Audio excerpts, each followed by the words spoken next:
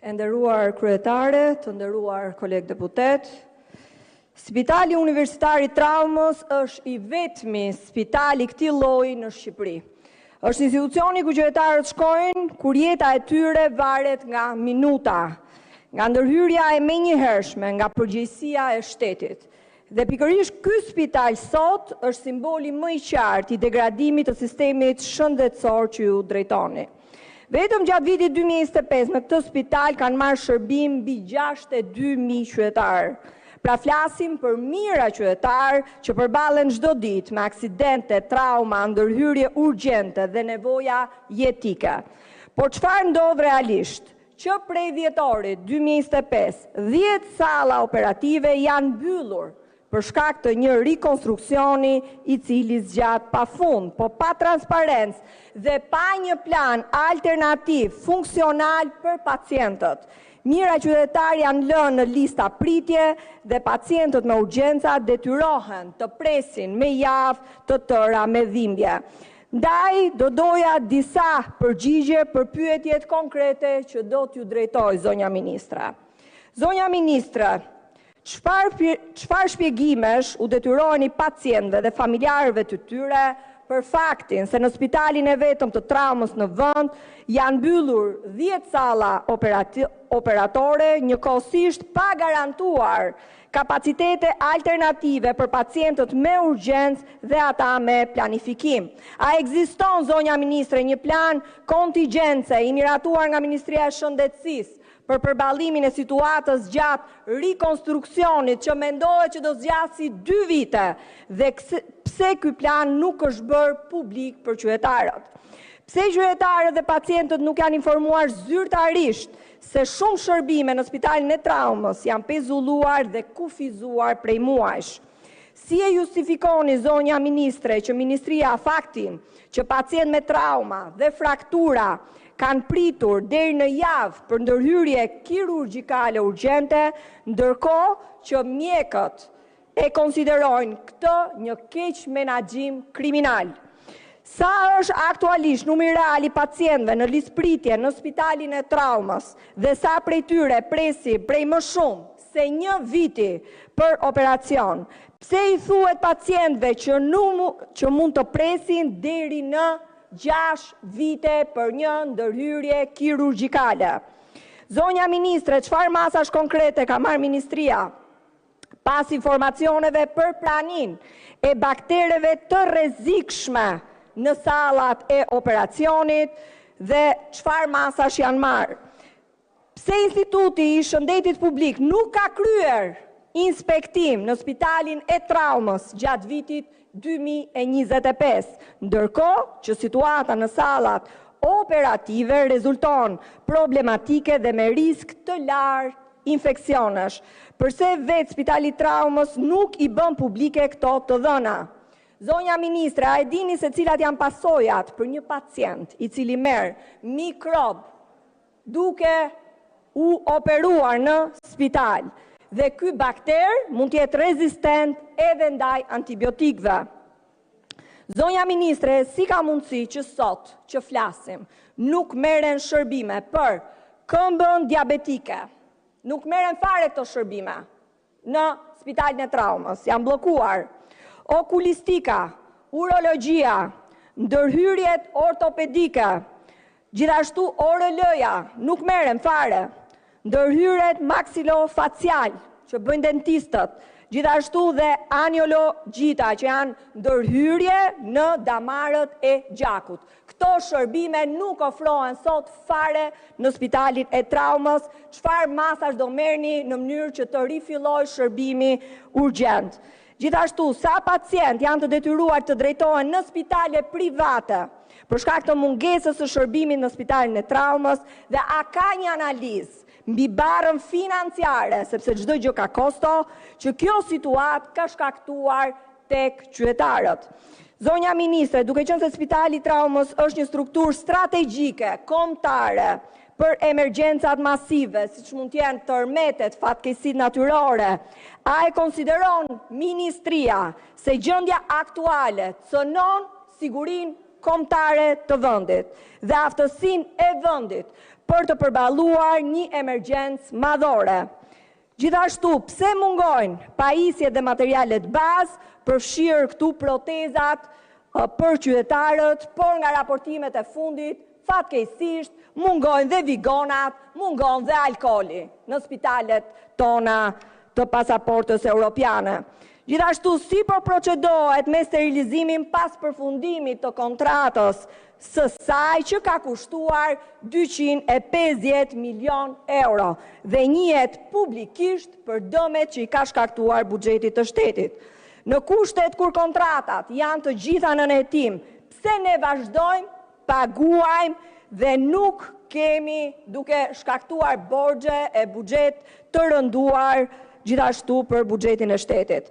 Nga ana tjetër, zonja ministre, a i ka që sot kapacitetet për të trajtuar pacientët me dializë, pasi vetëm për 2025, vetëm 7%, qytetarë të nderuar, 7% të pacientëve kanë marrë këtë shërbim, shërbimin e dializës në QSOT, ndërsa pjesa tjetër tek privati, duke paguar nga xhepi i tyre. Gjithashtu, doja të silja në vëmendje, si paraqitet situata e analizave, të cilat nuk kryen pas datës 20 të çdo muaji, dhe a ka një zgjidhje konkrete. Gjithashtu, zonja ministre, a i qëndroni deklaratës suaj se në QSOT apo spitalet të tjera ka ilaçe sot që flasim dhe nuk ka asnjë mungesë. Gjithashtu, në qoftë se mund ta përfundoj, do doja të sillja një rast, por e lë te pjesa tjetër. Kaq kisha zonja ministre, uroj në përgjigjet tuaja konkrete. Në mbështetjet në nenit 96.5 rregullores, zonja ministre keni fjalën për të dhënë shpjegimet 20 minuta.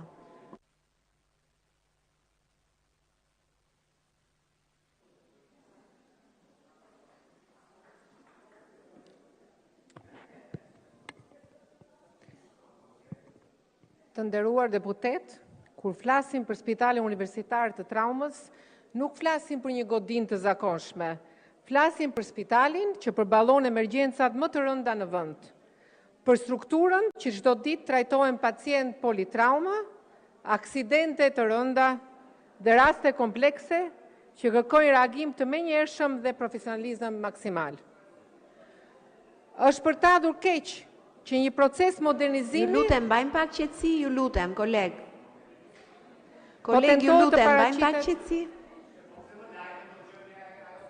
Është për ta ardhur keq një proces modernizimi... Ju lutem, ka mundësi të mbajmë pak qetësi, me qënë se po ju respektojmë kolegët në foltore, ju lutem.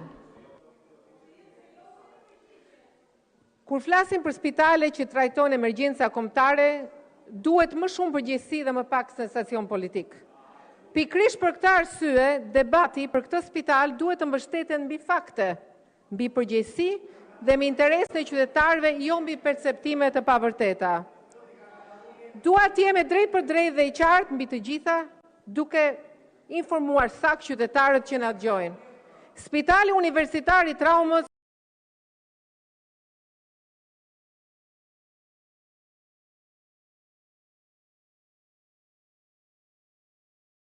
Si ta respektojmë ministren, profesoren, ju lutem.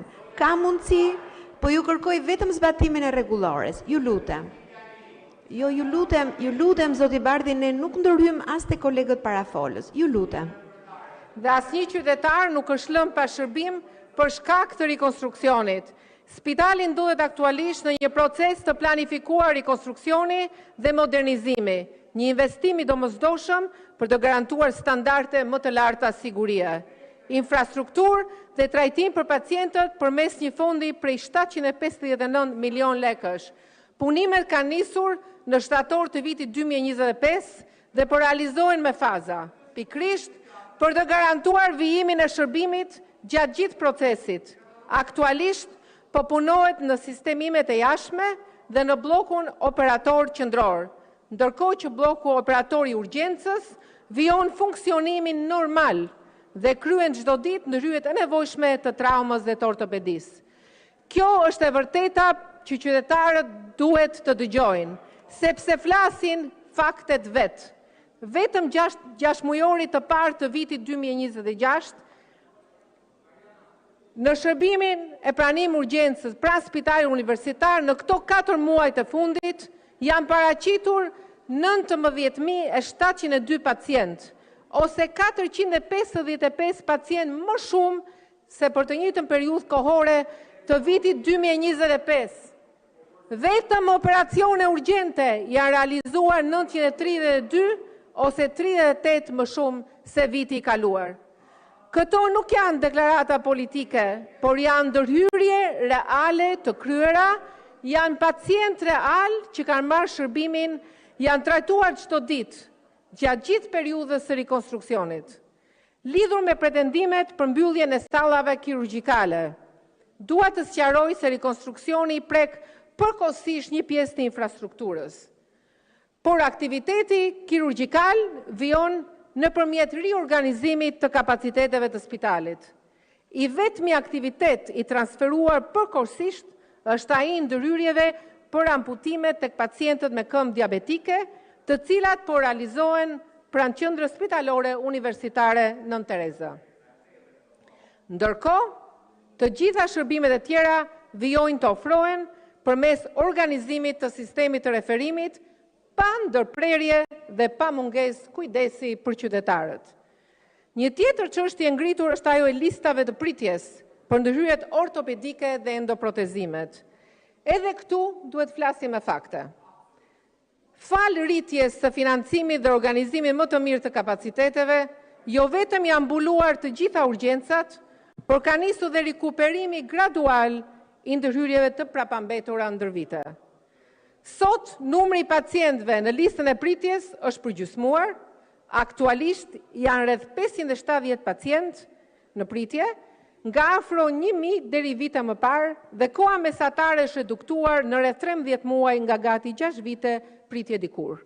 Një situatë dukshme më e përmirësuar krahasuar me atë që sistemi ka trashëguar ndër vite.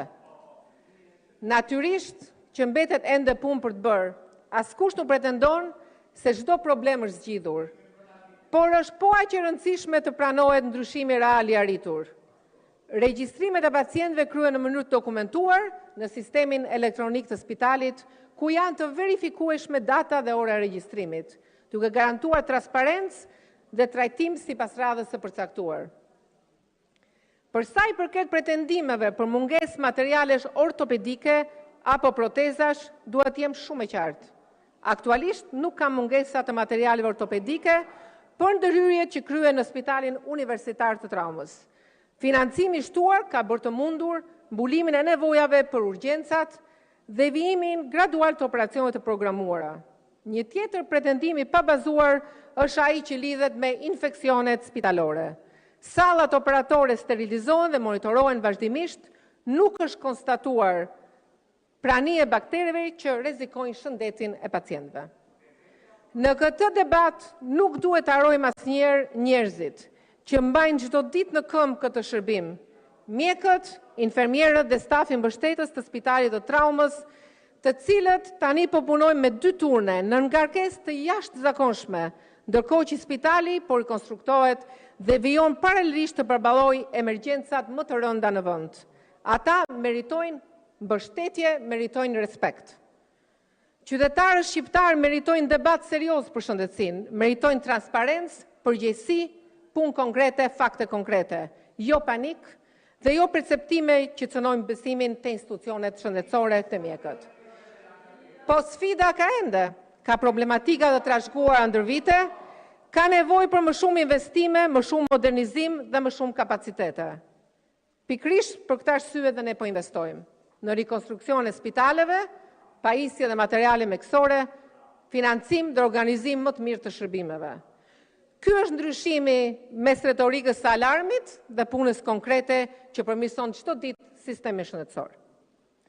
Në fokus të punës i premmarrjes të detyrës si ministre shëndetësisë dhe mbështetjes sociale është forcimi gradual i kapaciteteve rajonale të traumës dhe ortopedisë me qëllim decentralizimin e shërbimeve dhe afrimin e tyre pranë qytetarëve.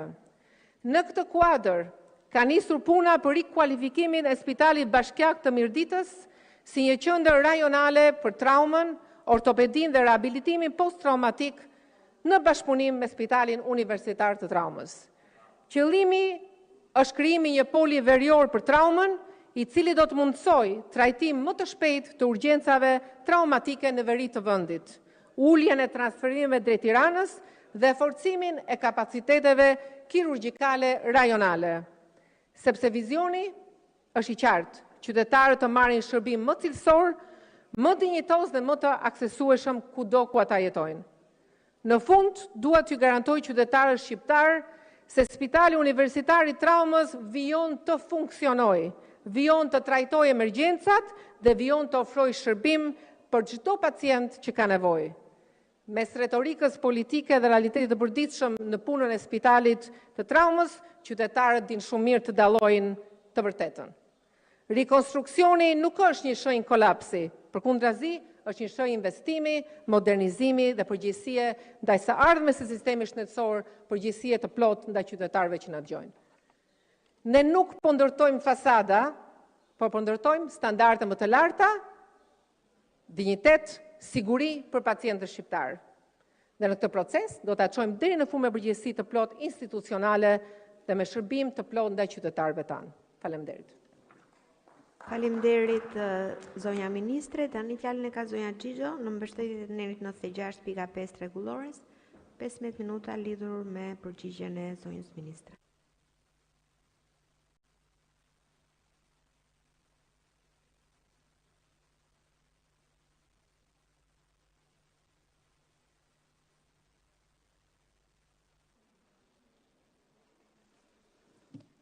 Faleminderit drejtuese e seancës. Zonja ministra, jemi në kushtet që kemi cënuar sigurinë kombëtare. Absolutisht ne jemi pro rikonstruksionit të Spitalit Traumës që zgjat 2 vite. 2 vite, zonja ministre, jo 2 ditë.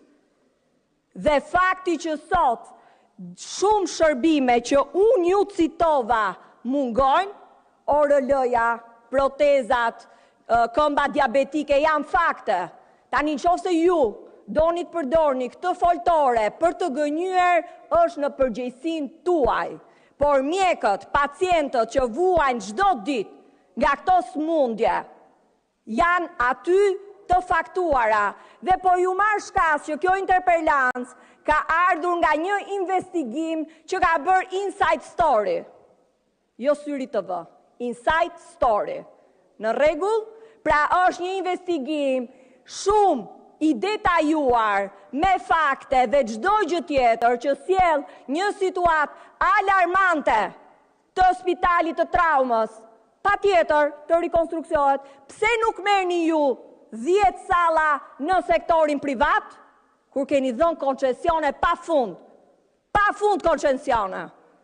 Pse nuk merrni 10 salla te spitalet private, të vjen në përdorim për qytetarët dhe të kryejnë gjithë funksionet e Spitalit të Traumës? Kjo është një nga alternativat. Pjesa tjetër, pse nuk rimbursoni ju kur nuk ofroni shërbim? Si mund t'i lëmë ne pacientët pa marrë asnjë shërbim në Spitalin e Traumës? Mjekët i keni lëmë pa punë. Mjekët. Dhe e dini zonja ministre që në Spitalin e Traumës një mjek mbasi kryen një ndërhyrje kirurgjikale nuk ka një tualet që të shkoj të lahet. Por shkon në shtëpi, lahet dhe vjen prapë Spitalin e Traumës. Ky është realiteti i atij spitali. Në rregull, tani në qoftë se këtu duan të vim dhe ta bëjmë politike shëndetësinë, kjo ngelen përgjegjësinë tuaj, por erdhët si eksperte dhe si një zonjë me një background në fushën e shëndetësisë dhe kjo nuk ju shkon as pak. Flisni ju për panik, po si në momentin që nuk marrin një shërbim, kur ju thatë qeveria juaj, jo ju, shëndetësia falas, nuk do flasim ne që këtu nuk merret shërbim shëndetësor, po patjetër që do flasim, sepse është detyra jon. Nga ana tjetër, zonja ministre, për sa i përket baktereve, zonja ministre, ke dokumenta të brendshëm të Traumës që faktojnë baktere të rrezikshme në sallat operatore. Dhe po ju amar, 3. Quen, Acinetobacter baumani, me që jeni dhe e fushës, Staphylococcus aureus, një tjetër bakter, i provuar që kanë qenë në salla, gjithashtu dhe Pseudomonas aerogonosa. Pra janë baktere, qofse bëjnë një gabim ndjes, se s'jam e fushës, por janë baktere të cilat janë provuar që janë dhe janë evidentuar në këto salla. Tani gjithë kemi miq që kanë pasur ndërhyrje në ato salla, kanë marrë këto infeksione, shumë të rrezikshme dhe duhet kuptojmë qytetarët që këto infeksione çfarë sjellin. Sjellin që nëse ti ke një smundje shumë të rëndë dhe merr këtë bakter, ai të bën dhe imun ndaj antibiotikut dhe mund të jetë deri fatal. Tani ne kemi harxuar miliona euro për sterilizimin, zonja ministre.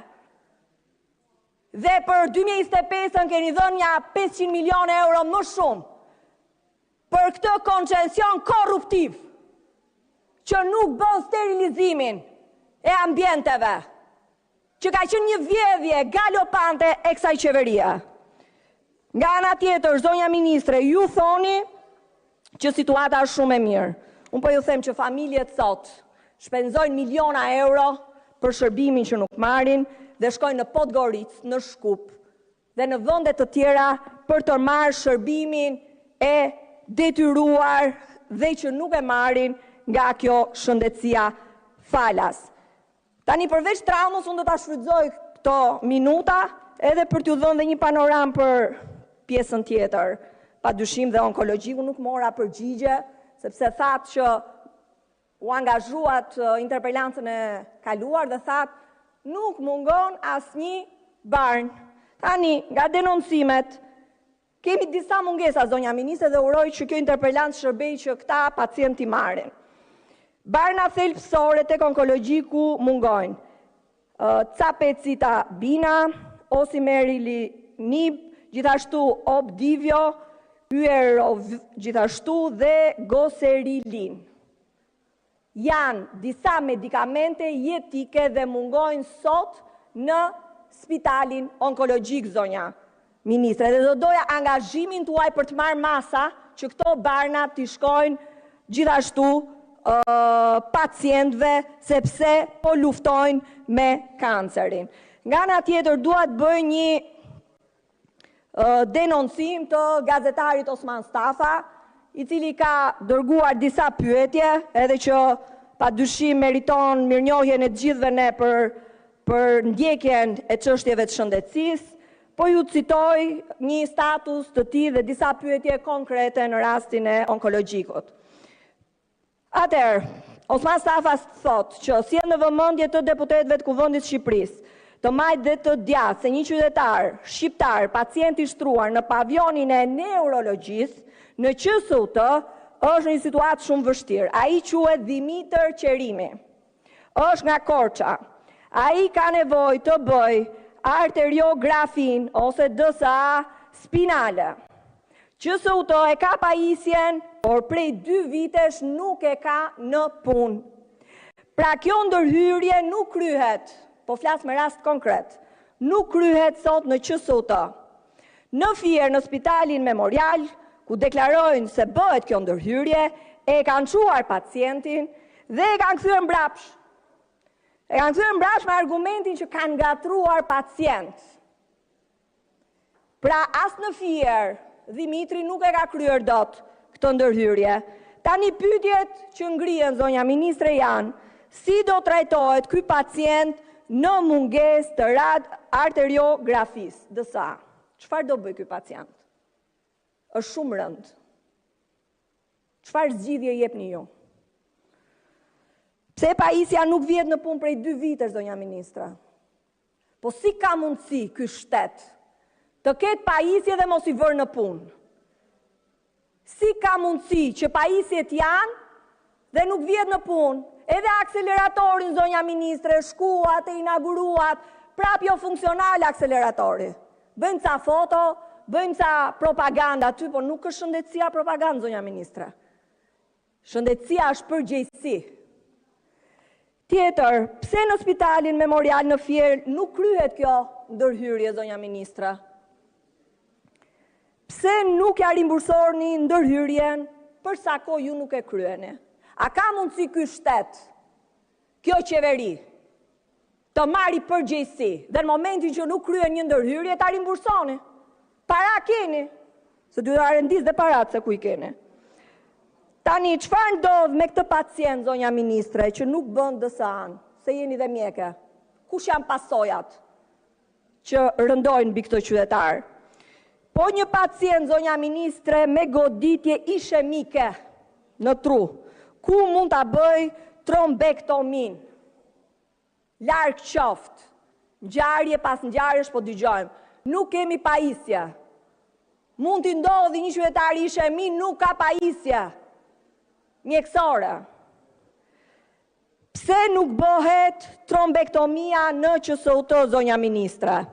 Dhe Osman Stafa e mbyll, të nderuar deputet, kjo ndërhyrje nuk është se nuk po jepet një pacienti, janë disa raste që i ndjek gazetari, që shkojnë në QSUT me goditje në kokë dhe ka nevojë të kryen arteriografin DSA dhe trombektomin. Në mungesë të këtyre shërbimeve, pacienti ose mbetet i paralizuar, zonja ministre, ose humb jetën. Kaq jetike janë këto pajisje dhe këto ndërhyrje. Në mungesë të tyre, pa dyshim që ka pasoja shumë të mëdha, sepse nuk ndërhyet brenda 3, nëse nuk ndërhyet, thonë ekspertët dhe mjekët dhe mund të na e konfirmoni, brenda 3 apo 6 orëve të para, fundi është pakthim. Ose humb jetën, ose mbetet i paralizuar për shkak të mungesës së shërbimit shëndetësor. Pra, a ka mundësi të marrim një përgjigje për një rast konkret të denoncuar nga gazetari Osman Stafa, por nuk është i vetmi, por ka dhe shumë të tjerë. Tani, zonja ministre, unë e kuptoj që mund vini këtu dhe mund thoni ka që janë buxhetet, nuk kemë mundësi për më shumë, sepse është investuar në shëndetësi e tjerë me radhë, po, zonja ministre, vetëm nga afera e Akshit, afera e grupit të strukturuar kriminal, 10 milion euro keni harxuar për çokolata. Për çokolata, të nderuar qytetar, 10 milion euro. Dhe ndërkohë qa kërkojnë pacientët e onkologjiku? 75.000 euro për të marrë 30 poltrona më shumë. Afera e Akshit, zonja ministre, grupi strukturuar kriminal është qeveria ku ju jeni sot. Dhe e dini sa e pi verën kryeministri juaj, zonja ministre? 33.000 euro. Dhe këtu s'ka ilaçe, këtu s'ka pajisje, këtu njerëzit rrezikojnë jetën çdo ditë dhe ju flisni mos bëjmë panik. Ne jo jemi për panik, por këtu jemi në kushtet e cënimit të sigurisë kombëtare. Larg qoftë të ndodhi një ngjarje, ne jemi pa spital traume. Ne jemi pa shërbim. Mjekët i keni lënë pa mundësi për të ushtruar profesionin e tyre. Zonja ministre, ju flas me fakte, ju flas me çështje konkrete, nuk dua propagandë, jam totalisht e angazhuar për zgjidhje. Jam e angazhuar për të adresuar çdo rast. Por ju nuk mund të vini këtu dhe të thoni që nuk mungon asnjë shërbim. Ju nuk mund vini e të thoni këtu që protezat janë, që shërbimet janë. Vetëm për deri në dhjetor 2025, e dini sa ishte radha për proteza? 2.000 pacient në pritje. 2.000 pacient në pritje, zonja ministre. Imagjinoni sa janë shtuar për faktin që janë blokuar me muaj të tërë ky shërbim. Dhe ju thoni, ne mos ta themi këtë të vërtet. Ne të vazhdojmë me propagandën. Tani, zonja ministre, unë kërkoj angazhimin tuaj dhe përgjigje për këtë situatë alarmante në cilën ndodhet sistemi shëndetësor. Ju mund vazhdoni të gënjeni, ju mund vazhdoni të mashtroni, por realiteti është ky që është.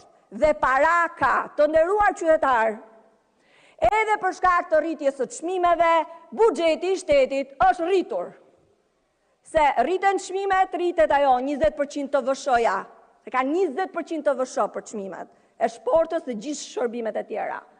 Rritet nafta, se kemi dha të bordin e vjedhjes, që për çdo 2000 lek litër naftë ne paguajmë 1200 lek taksa. Pra, të nderuar qytetar, leka është pasuruar kjo qeveri. Përveç aferave korruptive, kriminale, inceneratorët 400 milion euro që nuk ekzistojnë, tuneli Llogaras 50 milion euro në një dorë, mas afera gjithë këto koncesionet që janë check-up, sterilizim, gjithë.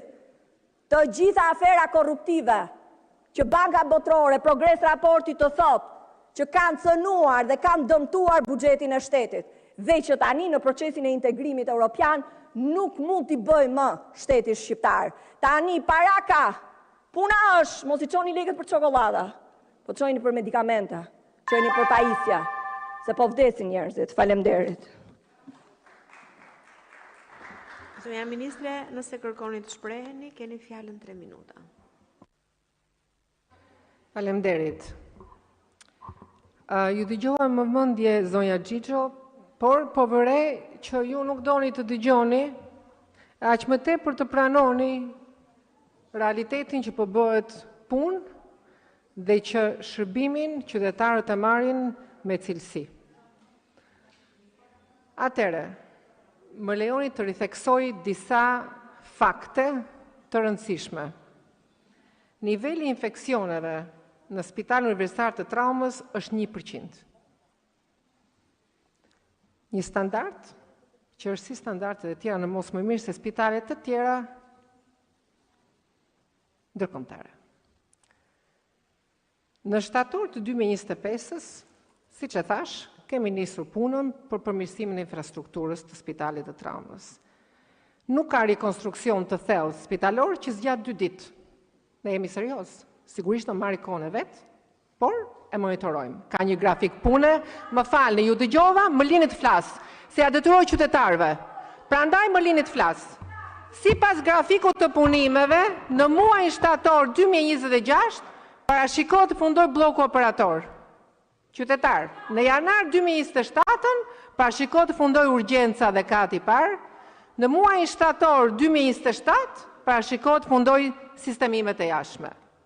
Deri tani, ecuria e punimeve paraqitet në kohë me këto nivele realizimi. Sistemimet e jashtme, rreth 40% të sasisë së punimeve, bloku operator rreth 35% të sasisë së punimeve. Pra, zbatimi I projektit po ecën sipas parashikimeve dhe po monitorizohet gjatë gjithë kohës. Për sa I përket kapaciteteve të urgjencës, edhe këtë e thash, po ju nuk e dëgjuat sepse përsëritet, prandaj po ja përsëris edhe një herë, se përsëritja më me dijes është normal. Sidomos për ca më shumë se të tjerët. Shërbimi I urgjencës në Spitalin Universitar të Traumës funksionon 24/7 dhe përballon fluks pacientësh nga I gjithë territori I vendit. Janë marrë masa, është organizuar puna me një plan tërësisht të miratuar dhe vazhdon shërbimi. Siç është edhe një herë, me që I keni qef shifra dhe po ja u them të sakta, gjatë 4 mujorit të parë të vitit 2026 janë paraqitur në shërbimin e pranim urgjencës 19.702 pacient, ose gati 500 pacient më tepër krahasuar me të njëjtën periudhë të vitit 2025. Në të njëjtën periudhë, 932 operacione urgjente, ose 38 operacione më shumë se në vitin 2025. Pra, puna po vazhdon, qytetarët po marrin shërbimin e dur.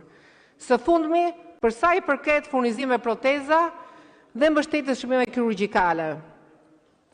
Për periudhën 2026-2028, 2 sekonda mbaroj, është parashikuar një rritje me 32% e buxhetit për protezat. Aktualisht, ky shërbim ofrohet edhe në Spitali Memorial Fier, Rajonal Shkodër rajonal Durrës, si dhe së shpejti në Spitalin Bashkiak të Mirditës, siç e thash Poli Veriut. Faleminderit. Faleminderit. Zonja Xhixho, keni fjalën 3 minuta.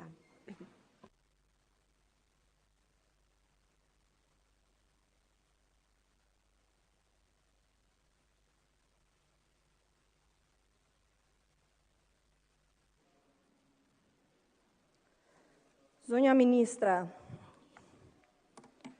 vazhdojmë me deri në 2026? Deri në 2026 qytetar, brakiterapia nuk punon. PET skani nuk punon. Deri në 2026.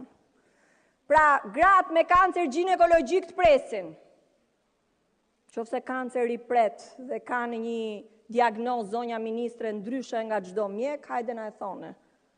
Dhe vazhdojmë themi që deri në 2026 do jenë sallat funksionale. Moj zonja Ministre, po ju them, vazhdoni me rekonstruksionin, puna është plani alternativ. Merrni 10 salla në privat, që t'jenë funksion spitalit traumës. Është një paralajmërim ndaj çdo lloj situate që mund t'i ndodhi vendit. Si mundet ju me çfarë përgjegjësie ta lini vendin pa spital universitar traume?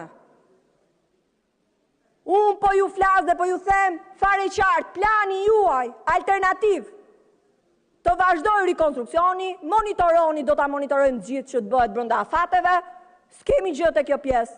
Puna është si mundet 10 salla mos jenë funksionale dhe ju nuk merrni asnjë mas, zonja Ministre. Për sa i përket atij 1%-shit, 1% infeksione bakteriale, është gënjeshtër, zonja Ministre.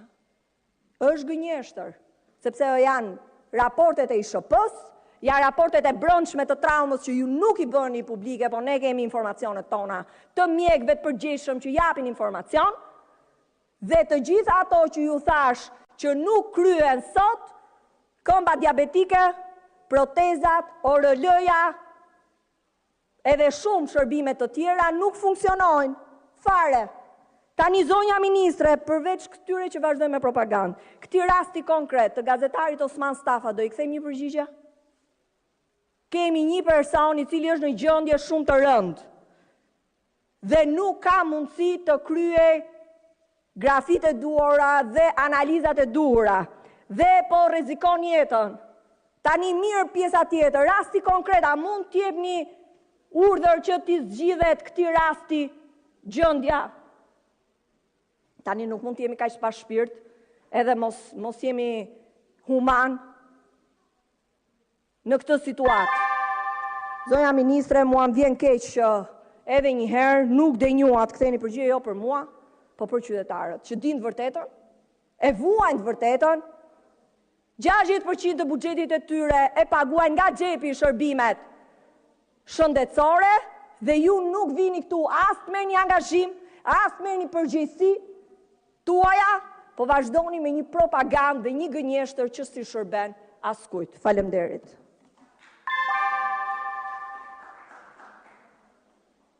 Tu përfundon zhvillimi i interpelancës, vjojmë në rendin e ditës, seancë